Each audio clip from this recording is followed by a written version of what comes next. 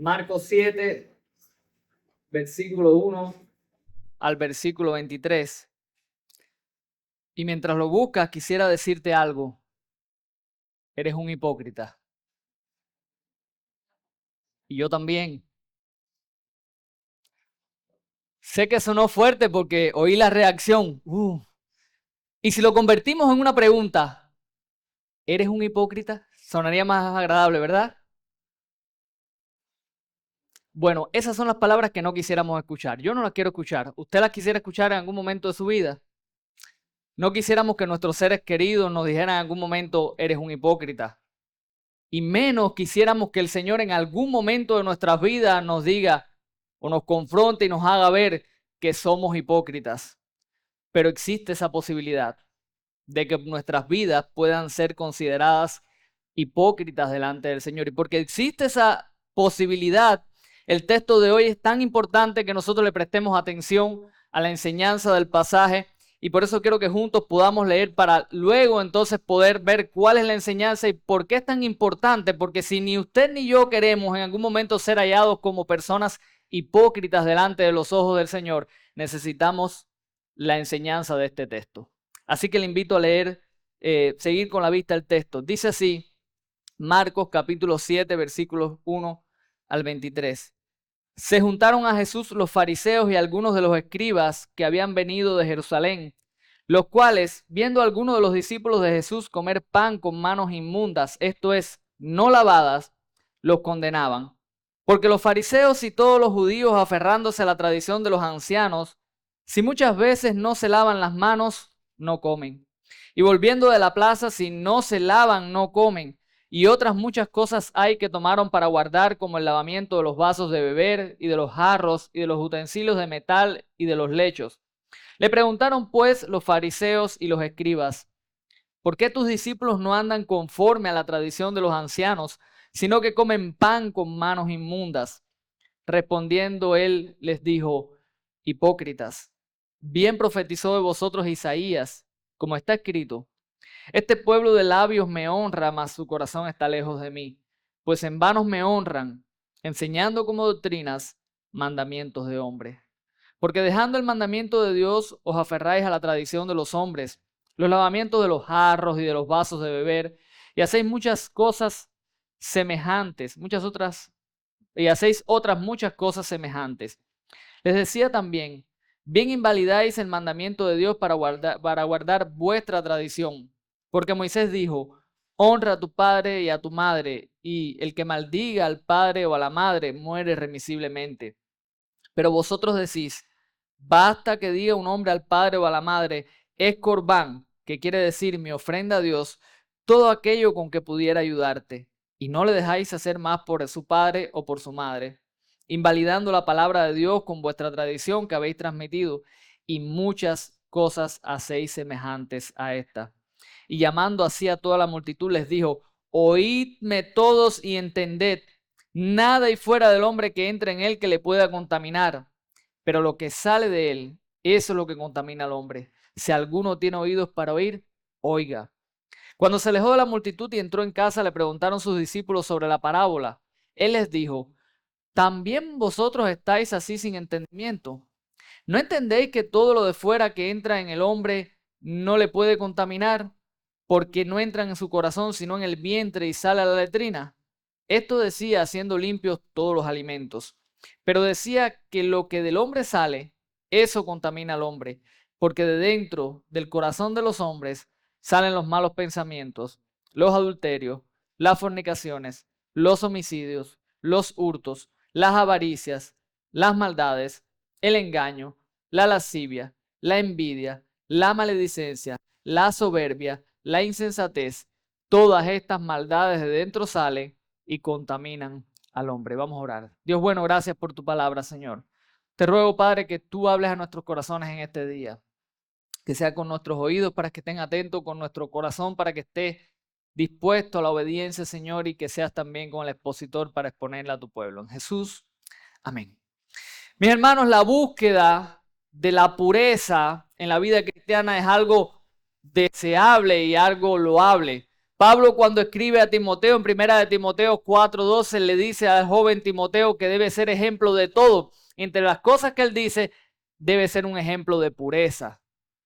Entendemos por pureza, por una vida pura, una vida limpia de contaminación, limpia de pecado, limpia de aquellas cosas que deshonran a Dios. Eso es lo que nos referimos con pureza. El apóstol Pedro también en su carta en 1 Pedro 1:15-16 exhorta al pueblo de Dios a vivir en santidad, a que toda nuestra manera de vivir sea santa. Y eso tiene mucho que ver también con la pureza. Sin embargo, la realidad es que nuestro corazón pecaminoso como es, nuestra naturaleza tan afectada y dañada por el pecado, muchas veces en esa búsqueda noble, deseable de la pureza, pues nosotros nos equivocamos mucho y cometemos muchos errores porque ponemos estándares o evaluamos o determinamos cómo debe ser la pureza en base a nuestras propias opiniones personales. Necesitamos ser corregidos, necesitamos ver la pureza, pero no verla como nosotros la vemos, no verla como creemos, pensamos o sentimos que debe ser la pureza. Necesitamos ver la pureza como Dios la ve. Y de eso trata el texto de hoy. Y esa es la verdad del pasaje. Necesitamos ver la pureza como Dios la ve. Necesitamos ver, usted quizás pueda pensar, necesitamos entender, comprender cómo es la pureza, pero no a nuestros ojos, sino a los ojos de Dios. Cómo Dios nos presenta en las Escrituras la pureza. Cómo Jesús quiere que nosotros veamos esa pureza. Y en el texto de hoy tenemos precisamente la respuesta a esa pregunta. Y quiero que veamos esta historia a la luz de dos grandes puntos. En primer lugar, vamos a ver la falsa pureza. La falsa pureza en los versículos 1-13. Y en los versículos que restan vamos a ver entonces ¿qué cosa? La verdadera pureza. La falsa pureza, la que nosotros no queremos, la que no queremos buscar, la que no honra a Dios, pero queremos entender, queremos ver entonces a la luz de las Escrituras cómo Dios ve la pureza para entender entonces cuál es esa verdadera pureza que nosotros deberíamos anhelar y buscar. Bueno, vamos a ver entonces la falsa pureza en los versículos 1-13. Los protagonistas en los tiempos de Jesús de esa pureza falsa, y cada vez que digamos pureza, póngale 2 comillas porque no era en realidad pureza, pero los protagonistas ¿quiénes eran? Los escribas y los fariseos. Y en estos primeros versículos 1-13, se desarrolla una confrontación, un debate entre este grupo y Jesús. Algo que fue común, como ustedes saben, durante todo el ministerio de Jesús. Aquí mismo en el libro de Marcos hemos visto cómo esta élite, este grupo de religiosos, que tenemos que llamarle así, constantemente estaban confrontando a Jesús. ¿Por qué tus discípulos hacen esto? ¿Por qué hacen lo otro? ¿Por qué no velan el día de reposo? Y esta es una de esas tantas confrontaciones en el ministerio de Jesús. Ellos ahora en este pasaje están acusando a los discípulos y por extensión a Jesús porque son sus discípulos. Usted lo puede ver en el versículo 5 de qué cosa. Miren la pregunta. ¿Por qué tus discípulos no andan conforme a la tradición de los ancianos, sino que comen pan con las manos ¿qué? Inmundas, sucias? ¿Por qué no cuidan la tradición? ¿Por qué no se lavan la mano? Entiendan, este lavado no era lavarse para higiene, no era un lavado para higiene. No, eso sería algo muy bueno y positivo y habría que aplaudirlo.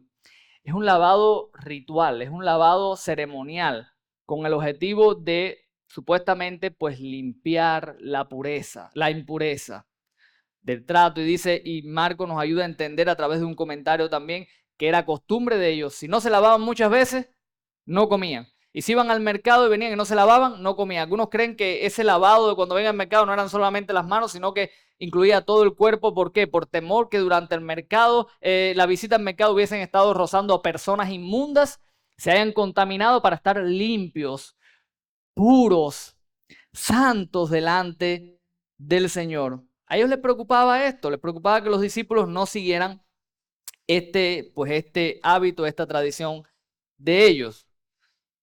Y en un sentido, si tú te preguntas cuál era su motivación era mala.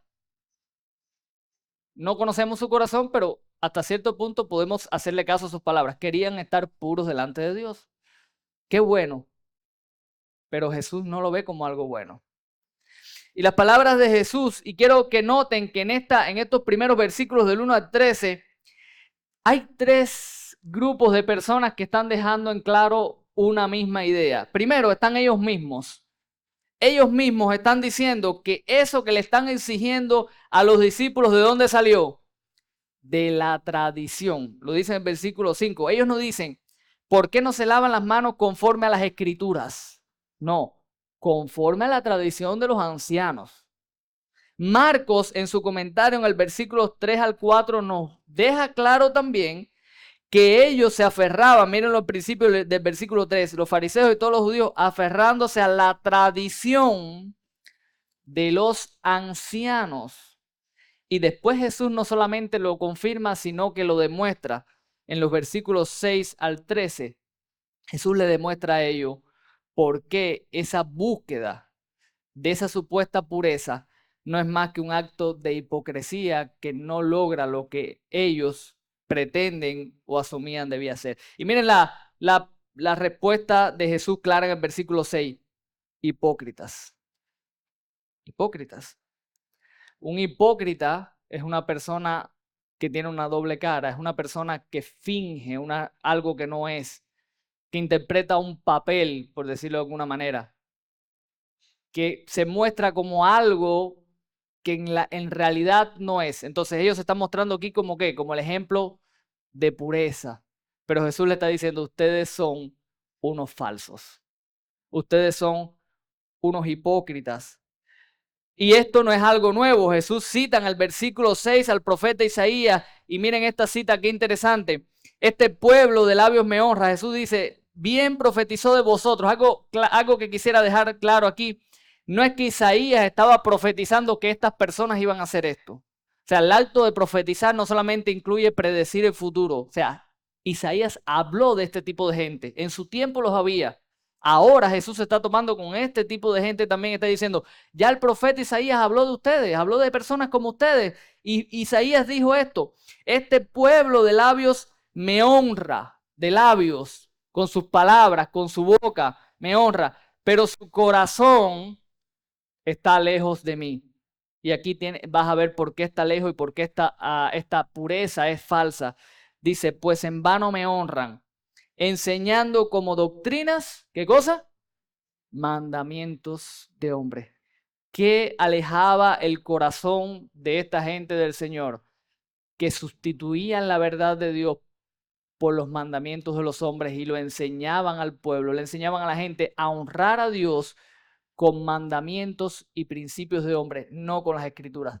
Y eso el Señor lo presenta como un acto de hipocresía. Y eso el Señor lo presenta como un acto de adoración que no le honra realmente. El Señor está diciendo, es en vano, es por gusto que hagan este tipo de cosas. Eso no trae honra al nombre de Dios. Cuando yo estudiaba o estaba preparándome para este sermón, vino a mi mente una persona que yo conocí hace mucho tiempo. Y esa persona era una mujer, una anciana cuando yo la conocí. Era el ejemplo de mujer devota, de mujer cristiana, entregada, sacrificada. Miren, esa mujer era misionera. Caminaba La Habana entera predicándole a la gente. En la iglesia donde yo me convertí, que era una iglesia grande, esa mujer había discipulado, yo creo, a la mitad de la iglesia. Ella sola. Atendía grupos pequeños. Enseñaba a las mujeres. Atendía ministerio de mujeres, ministerio de esto, ministerio de lo otro. La gente la admiraba porque ella era una mujer entregada completamente. Pero su esposo la detestaba. ¿Cómo es posible, pastor? Sí, su esposo era inconverso. Porque cuando tú conversabas con su esposo decía, esta mujer no atiende su casa. Esta mujer ha dejado a sus hijos. Esta mujer me ha abandonado a mí. Esta mujer no, parece que ya no está casada. Ella ha dejado todo por hacer la obra. Pastor, ¿eso es bueno? No, eso no es bueno. Porque esta mujer estaba sustituyendo lo que la palabra de Dios sí enseña, lo que Dios espera de una mujer cristiana, que cuide de su familia, que instruya a sus hijos, que cuide de su hogar, lo estaba dejando por hacer algo que es bueno, sí, pero que no era lo que Dios le estaba mandando hacer. Y quiero que entendamos que a veces no se trata de cosas que estén opuestas, pueden ser cosas que ambas son correctas, pero que están mal entendidas. Y miren la explicación que da Jesús en los versículos 8 al 13. Jesús le pone un ejemplo, Jesús le dice, ustedes dejan el mandamiento de Dios y se aferran a la tradición de los hombres. Y él se lo explica. ¿Por qué? Dice, versículo 9, bien invalidan el mandamiento de Dios para guardar su tradición. ¿Cómo lo hacen? Un ejemplo claro. La ley de Moisés dice, honra a tu padre y a tu madre. Dice más, dice, el que maldiga al padre o a la madre, ¿qué cosa? Muere irremisiblemente. Para Israel estaba claro, es uno de los mandamientos más claros para el pueblo de Israel y para nosotros hoy. Honra a tu padre y a tu madre. Y eso no es solamente respetarlos. Ese honra significa ayudarlos. ¿Ok? Significa sostenerlos, ayudarle económicamente, proveer para ellos. Eso es lo que se refiere a honrar a padre y madre. Sin embargo, los fariseos le decían algo que es bíblico. ¿Es bíblico ofrendar a Dios? ¿Es bíblico apartar de nuestros bienes para Dios? Por supuesto, pero mira lo que le decían los fariseos. Mira lo que no es bíblico.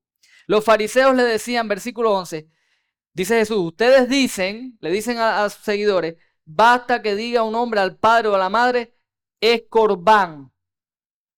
¿Qué es eso, pastor? Corbán. Marco nos ayuda a entender lo que es corbán, que quiere decir mi ofrenda a Dios. Es un término para referirse a algo que tú apartabas. Corbán era algo que yo apartaba. Esto es para Dios, está consagrado. O sea, tengo mi ingreso, vienen mis ingresos por mi trabajo, por mi negocio, por lo que sea. Yo digo, esta parte es la que es para el Señor. La he destinado, la he separado para el Señor. Entonces los fariseos le decían a sus seguidores, tú le dices a tu padre y a tu madre, mira mami, papi, yo estoy en la mejor disposición de ayudarlos, pero el dinero que yo tengo con el que podría ayudarlos, yo lo he destinado para Dios. Y los fariseos le decían, si tú haces eso, pues ya estás bien delante de Dios. Y Jesús dice en el versículo 12, y no le dejáis hacer más por su padre o por su madre, invalidando la palabra de Dios, ¿con qué? Con vuestra tradición. Porque ahí esta era la parte de la tradición. O sea, entre sus muchas cosas que habían incluido en su tradición, una de ellas era que si tú destinas con lo que puedes ayudar a tu padre o a tu madre para Dios, no tienes que ayudar a tu padre y a tu madre. ¿Te das cuenta por qué a veces podemos hacer cosas que son correctas, están bien, pero no honran a Dios? ¿Te das cuenta qué fácil es llegar y convertirse en un hipócrita? Qué fácil es pensar que estamos honrando a Dios, que le estamos glorificando, que estamos viendo una vida. Sin embargo, estamos deshonrándole en nuestra adoración, en nuestra alabanza, en nuestra vida. Es de todo menos agradable a Dios porque hemos quitado la palabra de Dios. Y todavía hay muchos que por ahí se jactan de decir y son tan ignorantes que lo dicen incluso en las redes y públicamente que la doctrina no es importante, que lo que es importante es la vida cristiana. Pero Jesús está diciendo, mira a ver, no sea que entre tus principios de vida cristiana haya tradiciones que vas incorporando y estás desplazando la palabra de Dios de tu vida. Esta es la realidad de muchos. Y por eso nosotros tenemos que estar como alertas, alertas. Y cuando iniciamos el sermón y decía hipócrita y hacía la pregunta, ¿soy un hipócrita? Quizás los primeros que tendríamos que responder esa pregunta somos nosotros, mirarnos al espejo y tener un tiempo de introspección y decir, ¿estoy viviendo yo como un hipócrita delante del Señor? Es mejor que nosotros nos lo podamos decir antes para corregirlo, antes que ser hallados hipócritas ante otros y ante el Señor. Hermanos, la tradición no es el problema. Las tradiciones pueden ser buenas. Hay tradiciones que son muy buenas. ¿Cuándo la tradición se convierte en un problema? Cuando la tradición pesa más que la palabra de Dios. Cuando la palabra de Dios es abierta y aquí dice esto, sí, pero nosotros siempre lo hemos hecho así. Cuando la tradición pasa por encima de las escrituras, se convierte en una maldición. para el pueblo de Dios. Nosotros necesitamos ser más conscientes de las tradiciones de nuestro tiempo que nos impiden honrar a Dios de corazón. De esas tradiciones que nos hacen lucir, que nos hacen pensar que nuestras vidas son más puras y más entregadas al Señor y son todo lo contrario. Nosotros tenemos las nuestras. Hoy no nos lavamos las manos, pero tenemos muchas tradiciones. Tenemos tradiciones en cuanto a la alabanza, por ejemplo. No estoy refiriéndome a nuestra iglesia, estoy refiriéndome a la cristiandad en sentido general. De cómo se alaba, de cuál es la manera, y hay una cantidad de reglas que no se han escrito, pero están, que si para alabar al Señor tiene que ser así, que se usan estos instrumentos, que no se usan los otros, que hay que vestirse de esta manera para estar aquí arriba y montones de cosas. ¿Las hay o no las hay? Los cristianos tenemos nuestras tradiciones en cuanto a cómo se debe vestir una persona, un creyente.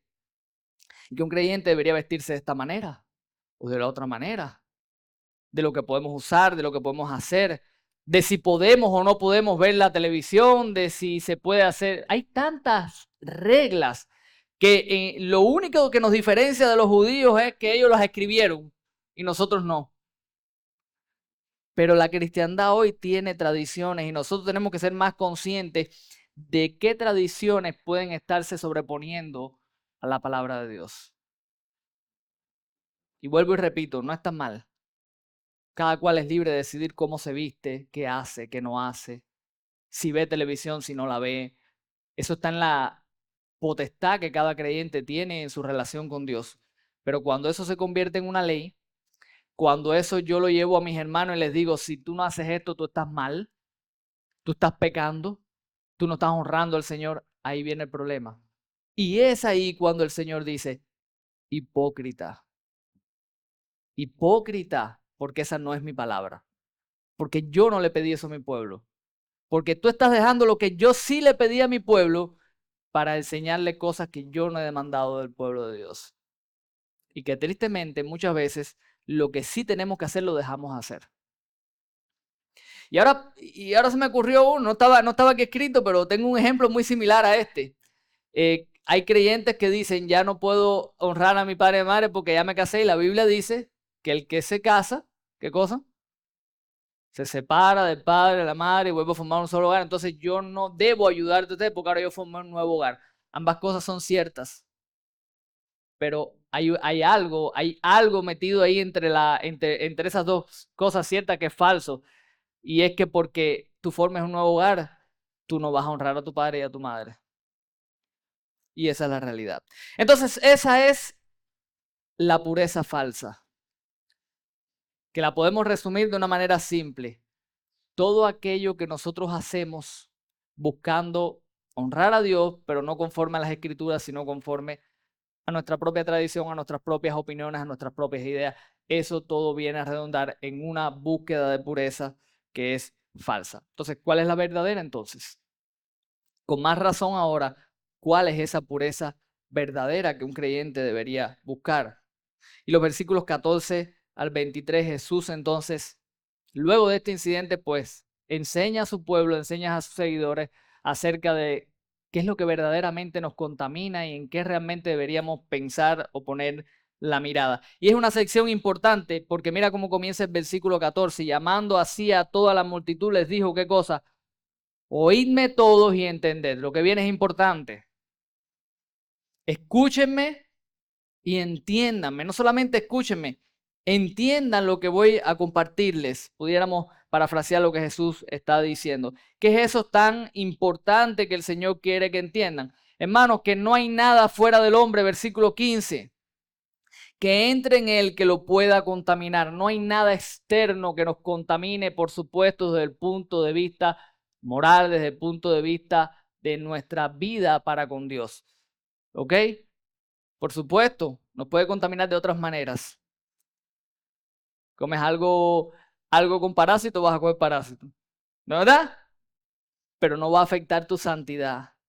Lo externo no afecta tu santidad. Lo externo no afecta tu devoción a Dios. Puede ser un reflejo de tu santidad, pero no es lo que influye en tu santidad. No hay nada fuera del hombre que entre en él que lo pueda contaminar. Ahora, lo que sale de él, eso sí contamina. Es ahí donde hay que poner la mira, en lo que sale del hombre. Pastor, ¿qué significa eso? ¿Qué significa lo que entra? ¿Qué significa lo que sale? Esa era la misma pregunta de los discípulos. Mira el versículo 17, cuando él se alejó, los discípulos vinieron y le preguntaron acerca de la parábola y Jesús les dijo, ¿ustedes también estáis sin entendimiento? Y Jesús les explica.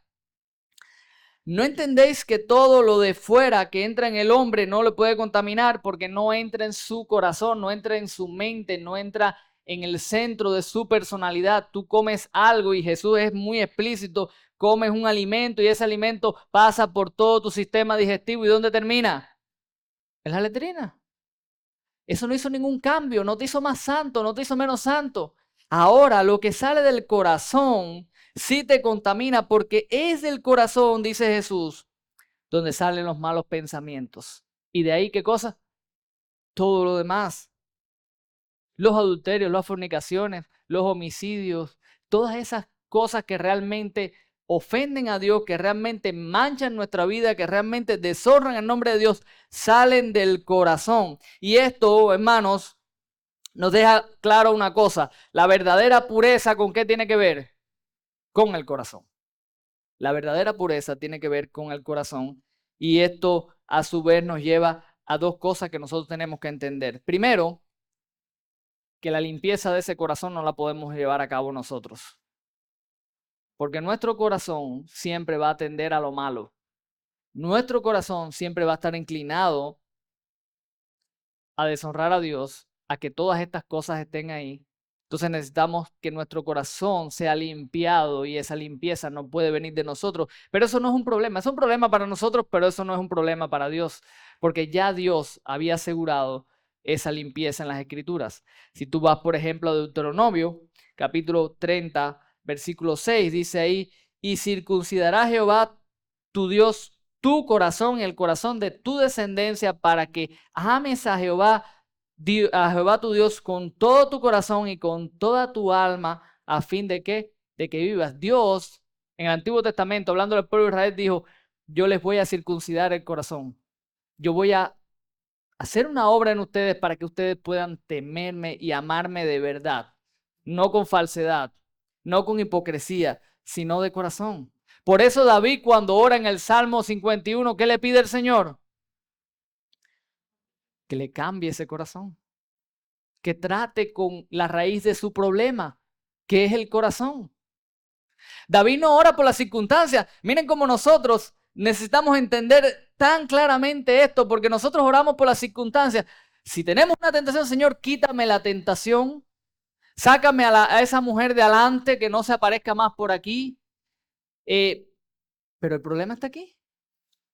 Queremos quitar lo externo. Queremos quitar lo externo como si lo externo sería lo que fuese lo que nos contamina, cuando el problema lo tenemos nosotros, que somos adúlteros de corazón, que miramos lo que no tenemos que mirar, que tocamos lo que no tenemos que tocar. El problema está aquí. Pero Señor, quítame lo externo. Voy a lavarme las manos para estar puro. No funciona así. Limpia mi corazón. Trata conmigo con el verdadero problema. Todos los rituales de purificación del pueblo de Israel no eran un fin en sí mismo, apuntaban a la realidad de un corazón limpio, de una vida limpia, de una vida pura que se hace realidad cuando Jesús viene y entrega su vida para darnos esa limpieza. Por eso en Juan, cuando Jesús está hablando ahí, cuando habla de la vid verdadera, Jesús dice algo interesante en el versículo 3. Él les dice a sus discípulos, ya ustedes están limpios por la palabra que os he hablado. El evangelio es el medio por el cual Dios trae limpieza a nuestro corazón. Jesús fue entregado para hacer posible esa limpieza y el evangelio es la palabra del evangelio cuando es creída que trae o hace efectiva esa limpieza en nuestro corazón para que podamos dar el fruto que Dios espera de nosotros. Hebreos 9:14, 1 Juan 1:7, después pueden buscar. Son pasajes que nos hablan de la realidad de que Jesús, es a través de Jesús que nosotros somos limpiados realmente, somos traídos a ese estado real de pureza. Ahora, eso es lo primero. Pero hay otra cosa también. Si tu corazón ha sido limpiado, eso no quiere decir que tú y yo no tengamos la responsabilidad de seguir guardando ese corazón. tenemos que seguir cuidando, tenemos que seguir velando por ese corazón que ha sido limpiado. Como dice el proverbio, sobre toda cosa guardada, ¿qué? Guarda tu corazón porque de él mana la vida, porque aún siendo creyentes con un corazón limpio, transformado, estamos en este mundo, el pecado está presente y si nosotros descuidamos ese corazón se va a seguir llenar de cosas que no tienen que llenarse y van a tener como resultado la vida que no queremos realmente vivir. En estos días yo compré, y yo estoy seguro que a muchos de nosotros nos pasa porque eso es muy común aquí. Compré una manito de plátano fruta. Estaba preciosa, amarilla, olorosa, con una textura lindísima, pero la tuve que botar porque el plátano no sabía a nada. Insípido completamente, insípido. Y eso en un plátano es cosa rara porque los plátanos son dulces por naturaleza, son una de las frutas más dulces que hay. ¿Saben? Y así está la vida de muchos creyentes. Externamente muy reluciente, externamente aparentemente con mucha madurez, con mucha fidelidad al Señor, con mucha pureza, pero en el corazón, en el centro, están insípidos. Y eso es algo de lo cual nosotros tenemos que estar cuidándonos. Quiero preguntarte en esta mañana, ¿ha sido purificado tu corazón? Y eso es lo primero que tienes que preguntarte. Si estás aquí, tú no eres creyente, tú estás visitándonos, estás compartiendo, lo primero que te tienes que preguntar es, ¿tu corazón ha sido purificado? Porque por ahí tiene que empezar todo. Entiende que el corazón del hombre sin Dios es un corazón que la Biblia describe como un corazón duro, de piedra. Y la primera pregunta que tienes que hacer, ¿he pedido yo al Señor que limpie mi corazón? ¿He pedido yo perdón por mis pecados que le ofenden y que me condenan? ¿Y he recibido esa limpieza? Y si eso ha ocurrido, tú tienes que preguntarte, ¿estoy guardando ese corazón? ¿Estoy cuidando ese ser interior del cual mana todo lo que ofende a Dios? ¿Me estoy ocupando de ese corazón? Pastor, es que fíjense si yo me cuido, que yo no veo novela, yo no veo televisión, yo no veo nada, pastor. Ah, mira qué bien. Felicidades. Es algo bueno.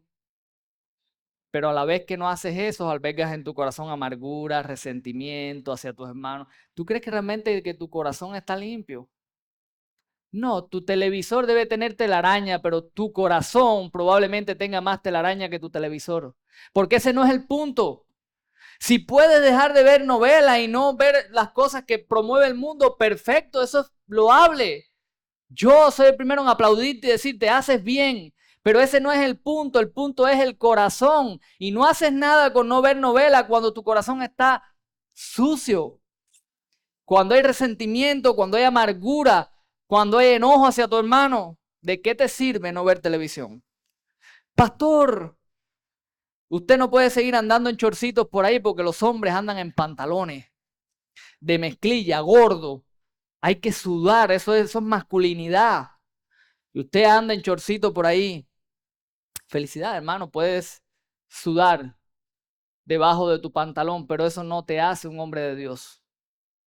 ¿De qué te sirve un pantalón bien grande que te arrastra al suelo, que te hace sudar de la mezclilla más dura? ¿De qué te sirve tener una barba que te llega ahí abajo?